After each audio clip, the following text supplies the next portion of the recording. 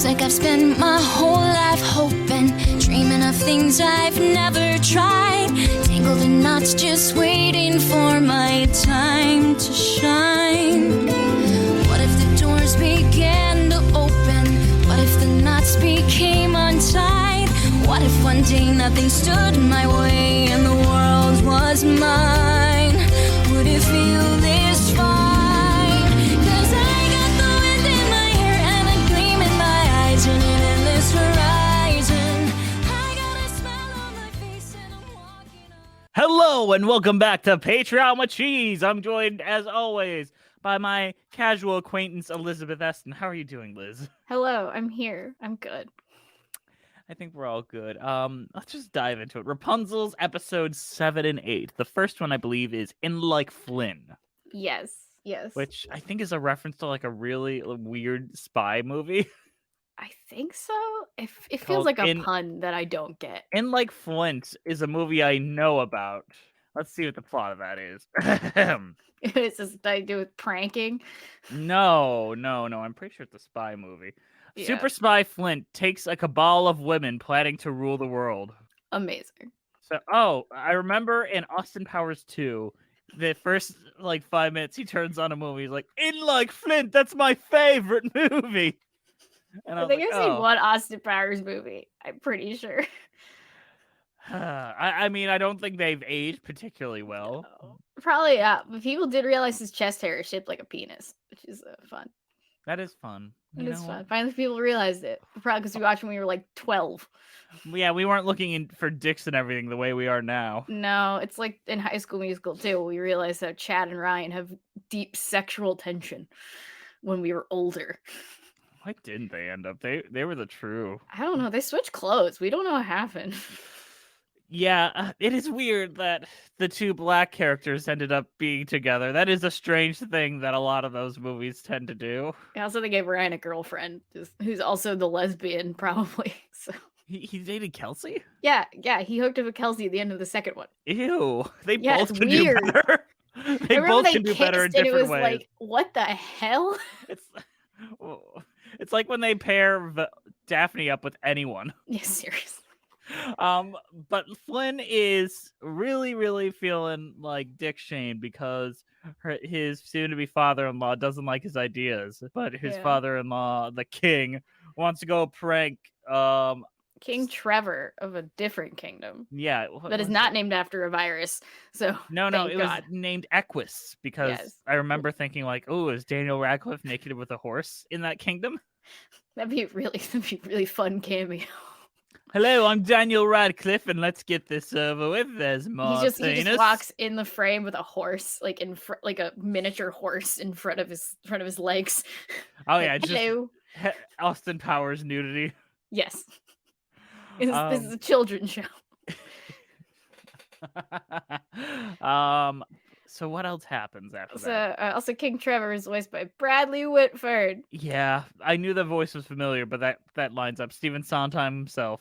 Yeah, Sondheim is in this episode. I mean, if you squint and you don't really think, yes, Sondheim is in this episode. Yeah, if you don't think too hard. Yeah, no, basically, Flynn wants to have his future potential father-in-law because, the engagement didn't work out, if you remember from the first movie. Yeah. Awkward moments with Flynn Rider. So it's like, I want to impress my future potential father-in-law because I'll eventually marry this chick at a short that is the end of this timeline. I'll eventually marry this shoeless hillbilly that claims to be a princess. Is she a princess? Yeah, she's a princess. We know she's a princess. Yeah. But, also the foot shots. There's less foot shots now. I appreciate it. I appreciate it too. However, I don't know if it's the next episode. It might be actually. Yeah, it's in the next set. They mentioned the foot thing. Well, they mentioned the foot thing, but there's one specific shot in. Oh, no. Oh, I'm trying to remember. So don't no, look up Rapunzel feet on Google Images. No. It's not It's not going to be something we cover this episode. That's true. Okay. So they try to get the royal seal, and Eugene thinks it's gonna be like a Mission Impossible, but they get there and it's a real flippin' seal. Yeah, what a twist! It's a cute seal though. Oh, very cute seal. I love he has a happy ending in this, especially on the animals. They're all really cute. even like Pascal, who I think is slightly annoying at times, is very cute. You know, Pascal and Javert Horse don't have much screen time in the show. Horse. Yeah, no, they don't talk much. It's hard to get them to do anything. That's fair. So, so they get their real seal, they get caught, and they go to prison, and then they work together. They have the heart-to-heart. They work together. They get out. Yeah, the heart-to-heart was very sweet, though. It was like, oh yeah, there's a little respect there. It's more like, you're dating my daughter. This is weird. You're having sex with my daughter. You're having Disney sex with my daughter, because, they don't actually have sex. Oh, God. The one girl I can't add to my harem, you have chosen. Oh, God. If someone writes that fan fiction, I swear I will kill them. So now I must have sex with you, Flynn. Oh, no. I don't know, but I do like their chemistry. They do have good chemistry. They have good chemistry. That's exactly why kids who brought up good chemistry. Also, a fun part of this episode is we were watching it yesterday, and there was a part where when he says Eugene, and a little bit of Mr. Krabs comes out of Eugene. It's like, oh, Mr. Krabs is here, yay! Yeah. So I always forget he's Mr. Krabs. I'm like, oh wait, he's Mr. Krabs. A little bit will pop in. Yeah, a little bit pops in sometimes. It's funny. Poor mom though, she got no lines. Yeah, they couldn't afford girl. Julie Bowen was too busy doing something. I don't know. Modern Family is canceled at this point, I'm pretty sure. Modern Family lasted 1,000 years. I thought you mean to tell me it's not still going for some reason? No, Modern Family ended like 2 years ago, maybe. I don't remember. Finally. But we also have a B plot. I bet you're wondering, hey, why is Rapunzel not involved in this show called Rapunzel's a plot line this episode. She has a plot line where she wants to learn what practical jokes are, but she's just so darn nice she doesn't quite get it. She's so nice that she just wants to help people. And every time she's not on screen, people should be asking, where's Rapunzel? And everyone really must like her and say how great she is. It's true. That's all they talk about. Honestly, it's like I think that's the reason why they brought the Monty character in, just so they could have one person that didn't like her. It's like, can't say it's the Mary Sue. We're just gonna share the silence right here. Sorry, you legit, you actually just froze, so I couldn't hear you for a hot minute. I couldn't react in time. You so legit just froze. Yeah, but then I just froze in real life because I was like, I said my thing. Oh, I got a review saying that we interrupt our guests too much, so now I'm getting self-conscious about interrupting people. Oh no, I don't think you do, but I listen to like a good chunk of the episodes, but Aww. I try to. Yeah. I video edit for this channel, so I listen to Jess talk all the time. You gotta be sick of it. I'm not totally sick of it, but I try my best. All right, so practical jokes, her and Cass wraps up really easy, like a bow, because it's real simple. Rapunzel is not a complicated person, but they released the seal into the wild, and the seal is happy again because the seal is so sad. Trevor to his own statue. Yeah. The end. Happy ending. That was a simple one. No songs yet. No songs. Then the next episode, no songs. Hey, let's talk about that. It's great. Expotations. Yes, right? Expotations. Because it's a science exhibition. Whatever. Yeah, we've got continuity. Jeremy Jordan is back. Marion is back, motherfuckers. And we also have Barry Bostwick. Yeah. And we have a white woman voicing a definitely person of color character. It's great. Yeah, Jessica St. Clair is very white. Yeah, that was a choice. That was a choice. I will say Jessica St. Clair hosts a podcast, June Day and Raphael, who is also very cool. So. I like June Day and Raphael. I don't know anything about Miss Sinclair. I don't either. I've heard a couple How Did This Get Made episodes, but yeah, I mean, how did this get made? Like Hallmark movies. How Did This Get Made is like a real roll of the dice whether it's a good episode. Yeah, like Zooks is usually working really hard in every episode to make it good, but there's like some shockingly bad episodes of How Did This Get Made, and I'm sure there's a lot of shockingly bad episodes of Musicals with Cheese. Cough, cough, octet. You have to critique your own work to improve. You do. You have to listen to the criticisms. You do. I watch my own videos all the time. Can I say something off? I mean, since this isn't going to go into like the real feed for a long, long time. Yeah, go for it. So we got that really negative review like a while ago, and we just spent the last recording session, like the people on Patreon will see it because they won't get cut when it goes to Patreon. Oh yeah. Where we just spent a good 30 minutes making fun of that review, and then they came out and they said like, "Hey, that's me. I'm sorry. I'm older. I don't mean any harm." And like, you got better as I listened, and I'm gonna keep listening. I'm like, fuck. Oh, you gotta cut all that out. Oh yeah, cut it out. Awkward moments. So I think about that a lot. Like, man, people are people, and we tend to forget that when we talk about this stuff. Oh yeah. But back to this. So Incel McGee is back, and he's hot on the tip for Cassandra. He loves Cassandra. He has a Disney crush on her. Yeah, which means he's probably a stalker. Probably. Also, I don't know how old Varian is, nor how old Cassandra is. And she looks 18. Yeah, Cassandra looks 18. Varian looks 12. Yeah. He might just have, like, Tom Cruise disease or whatever. That's true. He could just be a very small 18-year-old. We don't know. I would look it up, but I don't want to spoil myself. So, like, is it like Tall Girl? Have you seen Tall Girl? I unfortunately have watched the first Tall Girl. Where you got Dunkelman over there, like, I'm a short boy. I carry a box around so I can finally kiss the tall girl. It's ironic because short guys date tall girls all the time, and they don't carry around milk crates so they can kiss them. They just get on their tippy toes. No, they pick them up. That's true. That's true. You pick him. I don't know. My partner's like 2 inches taller than me. I don't have. I'm not gonna lie. Like, I'm a taller guy. Like, I'm like 6'1". Yeah. So I've always wanted to be with a very tall woman. Like, I've always been like, man, wouldn't it be great to be like 5'6" and to date like someone who's like 6 or 5'11"? How tall is your partner? She's like 5'8". Okay, that's not too bad. She's not that shorter than me. Yeah. But I want to be the short one. I want to be held. Pick me up. I'm like 2 inch. My partner's 5'9". I'm 5'7". So it's like we're like right there. He's like a hair taller than me. So yeah. I want a Gwendolyn Christie or an Elizabeth Debicki to just punch me in the face. I love Gwendolyn Christie just lift me up. Right? Like, come on. So much fun. Like, okay, you know how they play Airplane at the beginning of Fun Home? I want one of those women to play Airplane with me. I just want to play Airplane with Gwendolyn Christie. Not even in a sexual way. I just want the comfort of a very large woman. You just respect her. I just want Elizabeth Debicki to give me a hug. Yeah.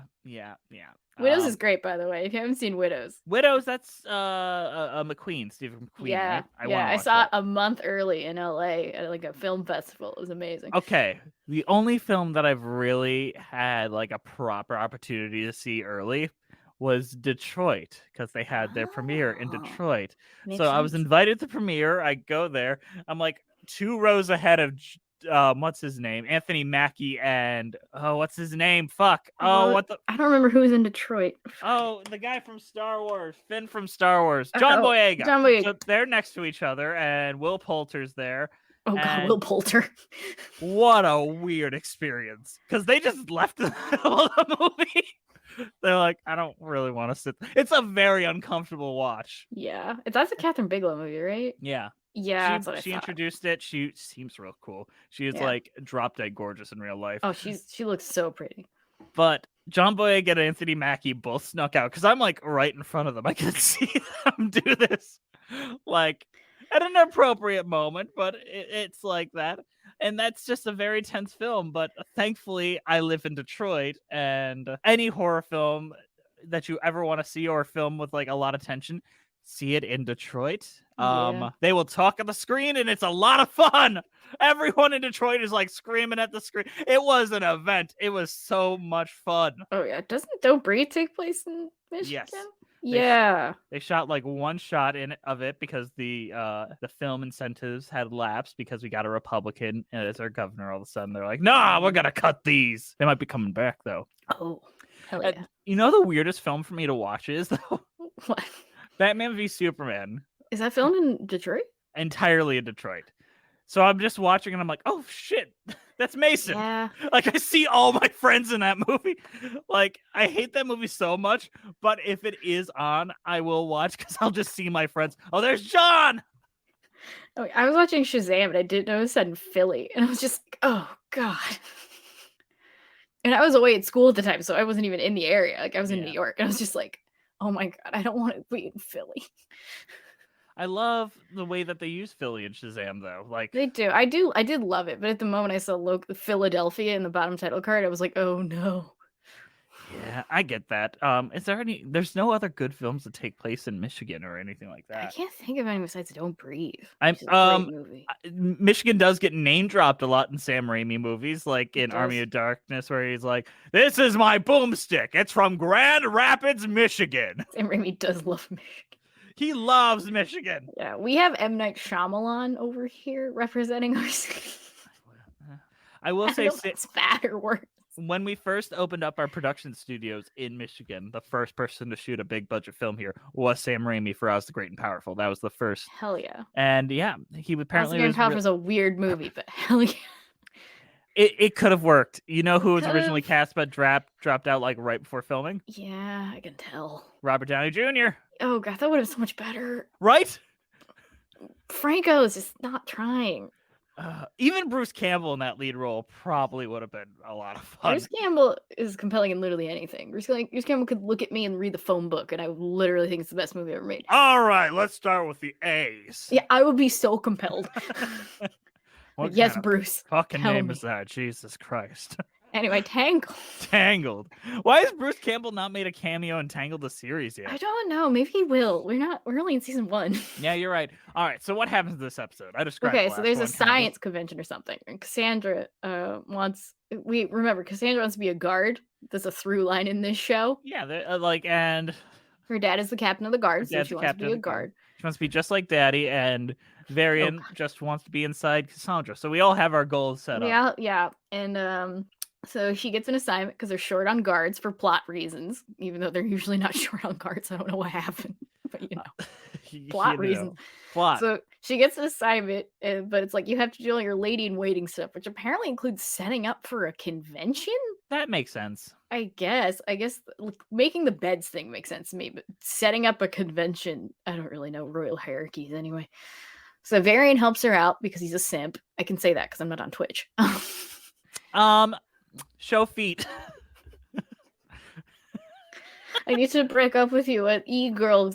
I donated $50 to an e-girl, and she told me she liked me. Pokimane, I gave her $50, so now we dating. I have girlfriend. Girlfriend, what accent are we doing? We're doing caveman voice, but it's become racist somehow. I have no idea. I don't know what incels sound like. They sound like cavemen.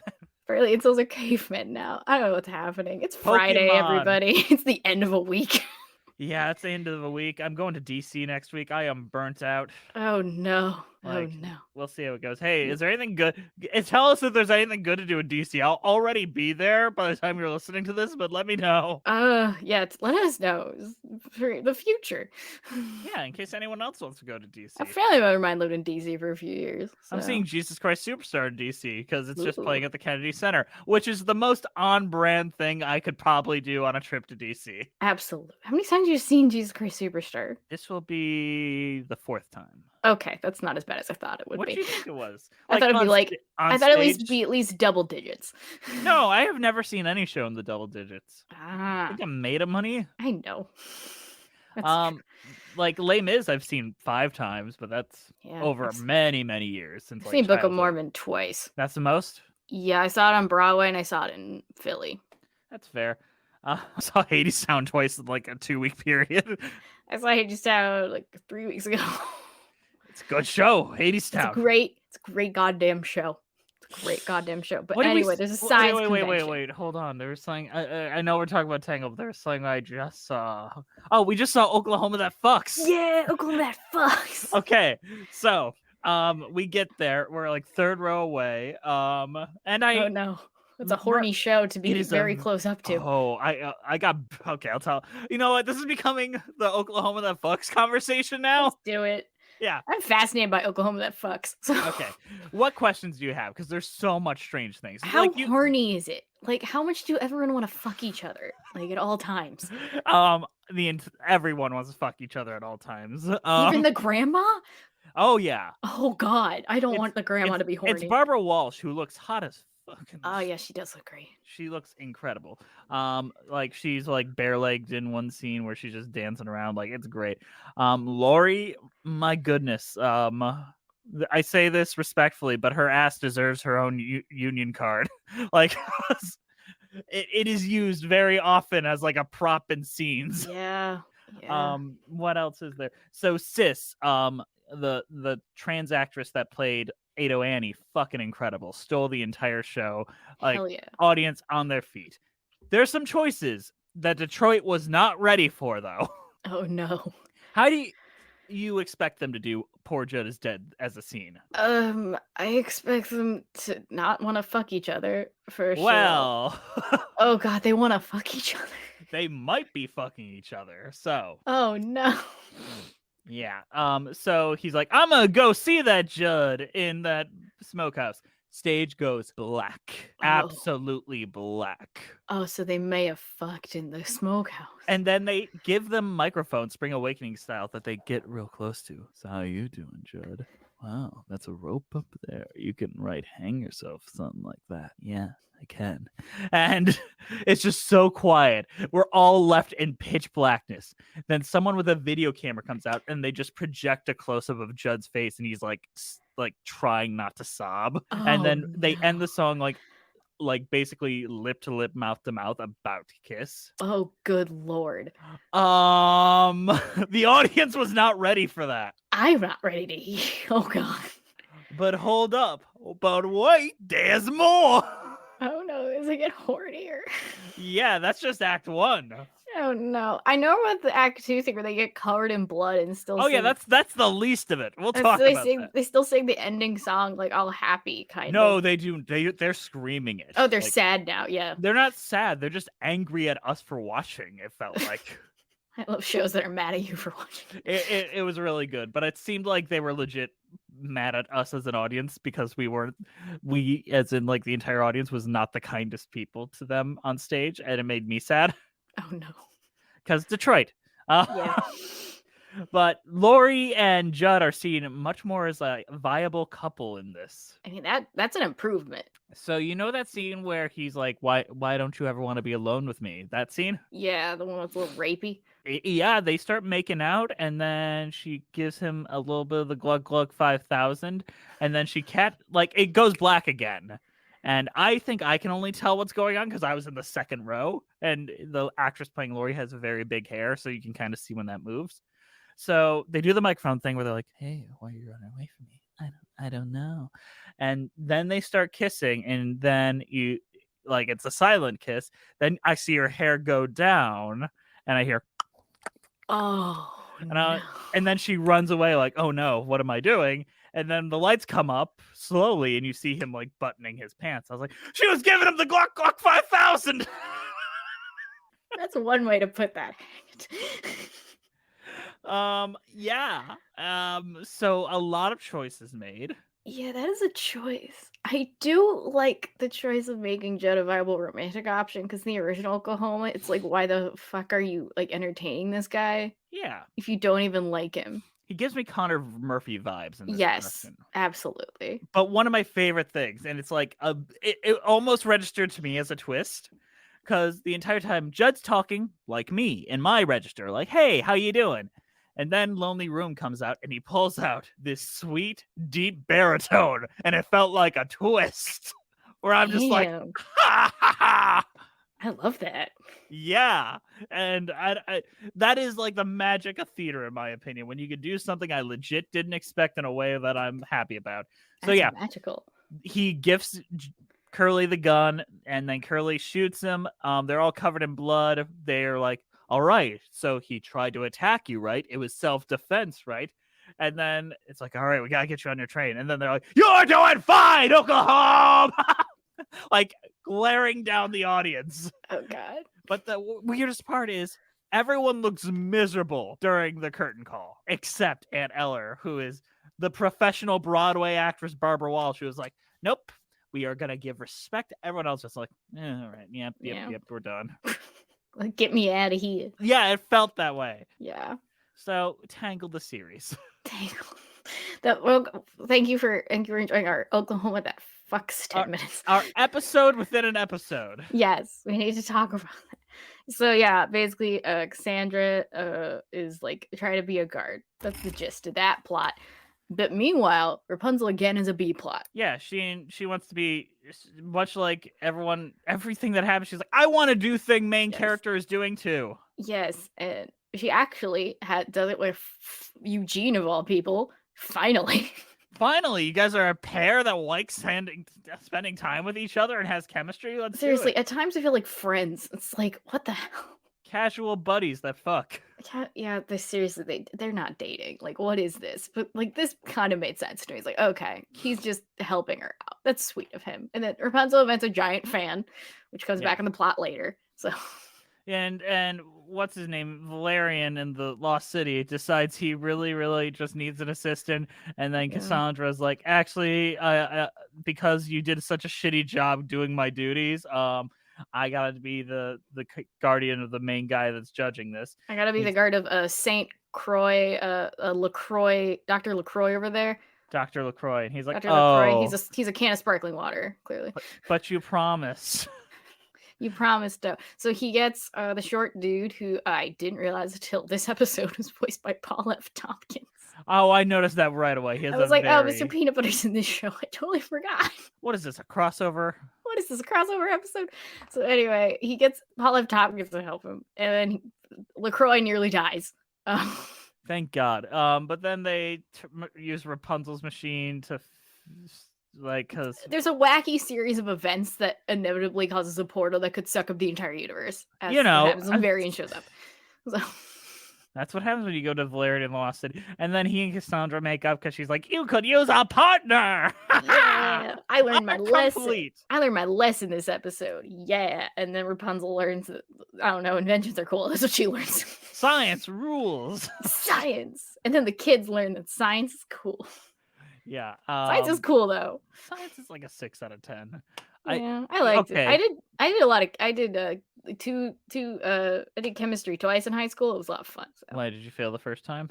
No, I didn't fail the first time. I did Chem 2 my senior year. Oh, okay. So I did the second unit. Used the dangerous chemicals in that one. So it was fun. So, I was in elementary school. We didn't have a science class. Instead, we performed Shakespeare plays. That was our replacement for science. So by the time I got to high school, and it's like, take physics, I'm like, oh, fuck me, what's this?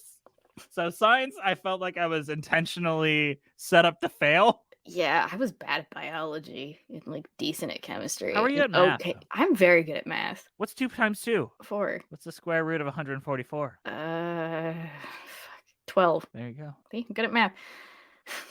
No, I took a calculus class my senior year. That's very hard for a lot of people, but it was taught by my crew supervisor. So I already know who he taught me stuff because he taught me how to build sets. So the way he teaches you to build sets is he gives you the basics and then lets you figure out the stuff you already know based on what you already know. It's like, okay, you need to cut this wood together. Here's what it looks like. Go. And that's how he teaches math. So I was fine. Like, I did great because he was like, all right, this is how you solve the equation. The answer is 2. It's like, yeah, exactly. Good job. I'm just too lazy. I was a very bad student. That's very good. On that note, what was your overall thoughts on these 2 episodes and your cheese rating? I like both these episodes. It both this show feels like fan fiction. I'm just gonna say. Yeah. I like everyone though. I like everyone except Rapunzel is the problem. Yeah, I like Rapunzel just kind of here, and she's not growing, and she needs to. I think in season 2 she'll probably grow because based on the glancing season 2, some shit's gonna go down. I'm excited for shit to go down. I feel like you just have to set up the world, these characters, put them into some fun, and then destroy it. Yeah, I think we have to set up the universe, and then in season 2 and 3 we can get to the hard shit. It's like, oh, this is a plot line. Yeah, it's like how BoJack started out doing like Family Guy style episodes, and then they just did like straight storytelling. It's like, okay, it's like Moral Oral. How that was just kind of a joke on like Davy and Goliath, and that became something real serious and dark. Yeah. Moral Oral, watch that, kids. Cheese ratings. I'm going to give episode 7. I'm going to give it presidential cheese because Bradley Whitford's there and he was on the West Wing. So connections. And then the next one I'm going to give. Let me think. What's a horror? I'm trying to think of Rocky Horror cheese because Barry Bostwick. That's fair. That's fair. I'm gonna give the first one mac and cheese because it just felt like a little fattening, a little carby, but pretty good. Yeah. And Duo then the mac and cheese is my favorite food. Oh, you like duo mac and cheese? I like mac and cheese. It's one of my favorite foods. And then I am going to give the other one Indian paneer, which is just beautiful, beautiful cheese, just because I like it. Yeah. I'm done working too hard on cheese. I put enough effort in the real show. That's what I'm just like, what do I like? Yeah, no, exactly. All right, guys. We'll see you next week on Patreon with cheese. Say goodbye, my fair acquaintance, Liz. Goodbye.